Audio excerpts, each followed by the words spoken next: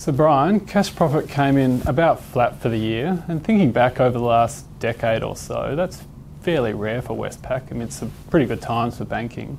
So talk us through the more difficult conditions in the last 12 months. Well, I think when we look around what's happening in the sector, all the major banks are experiencing challenges, and that's no surprise given the public attention that's been on banks and some of the issues that we've had to deal with as a sector and as individual banks this year. For us, the flat profit result was really driven by two big negatives. One was the increase in funding cost. The other one was remediation payments. So the combination of those two things essentially offset what otherwise would have been a reasonable profit growth in the year. And on that point around remediation and related costs, it feels like the market at the moment is trying to work out whether it's sort of one-off, if you like, or it's sort of a drip feed over coming years. I mean, as the product reviews and the like go on, are you getting any more clarity around that? Well, from a product point of view, we've now worked through over the last 3 years a full review of all of our products. So we feel like we should be pretty well through it now, although there's probably a few more issues that we'll have to land in the next little while. You can never say never with these things, and we're committed to running our business in a way that meets standards from customers and the community, and we'll continue to look to improve things. So I'd like to say that we're largely through it, although it is possible there may be other issues. The second half was particularly tough, and including for the consumer bank with some obvious challenges around funding markets, competition and the like. But there's also the housing market turning, and I just wonder how the mortgage book is performing and how you sort of see housing playing out, given a lot of talk at the moment around credit restrictions and the like.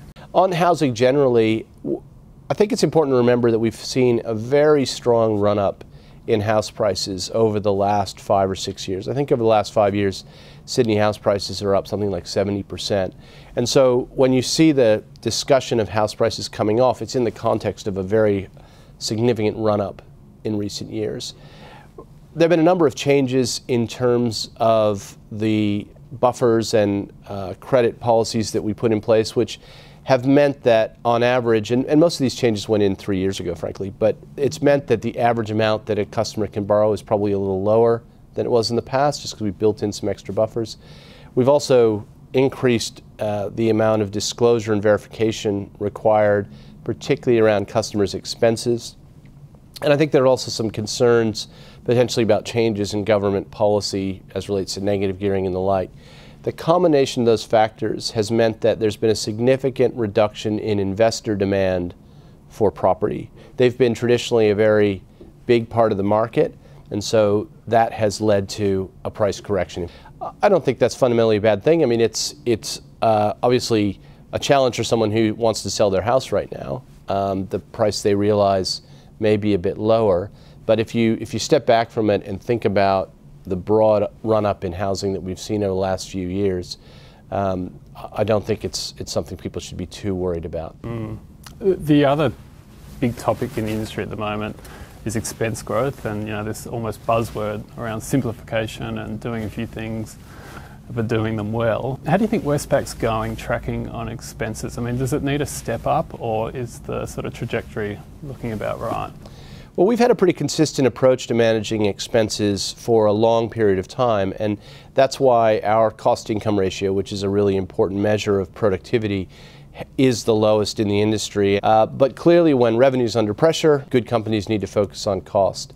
And this year we delivered a little over $300 million in savings out of our basic run costs in the business. The big cost story for Westpac over the next little while is the modernization, simplification, and automation of our underlying platforms and technology in particular.